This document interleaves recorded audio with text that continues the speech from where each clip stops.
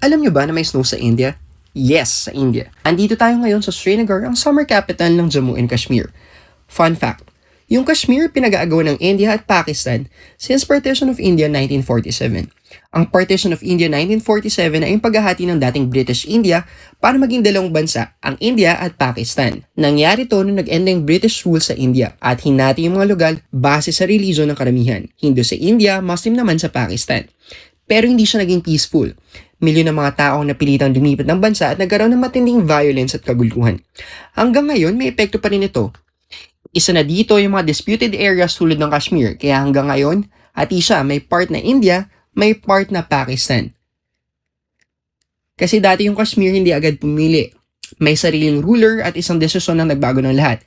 Pinili niyang sumanib sa India kahit iba yung gusto ng karamihan. Doon nagsimula yung tensyon sa pagitan ng India at Pakistan. Kaya sobrang higpit ng security dito. Gabi nga nung nagland ako sa military airport, grabe, super heavily guarded. Tapos pagdating ko dito, hindi gumana yung Indian at Filipino SIM cards ko. Kaya halos lahat ng pumupunta dito, bumibili ng local SIM para magkaroon ng internet. So today, dapat pupunta kami sa Sonmarg, pero sarado yung mga daan dahil sa heavy snowfall. Pero grabe, na-try ko na talagang mag-attempt na ma-experience yung snow nung winter sa China last year. And then sa Japan naman last December, pero parehong failed yung attempts ko. Tapos ngayon nangyari dito sa India. So today maaga ako nagising tapos umuulan agad ng snow. Parang hindi talaga totoo sa umpisa. Sorry sa term pero medyo nabobo nga ako eh. Hindi kasi ako sure if snow ba yung nahuhulog mula sa langit. Pero grabe, first time kong makaranas ng snowfall ever. Tapos birthday trip ko pa. Thank you Lord.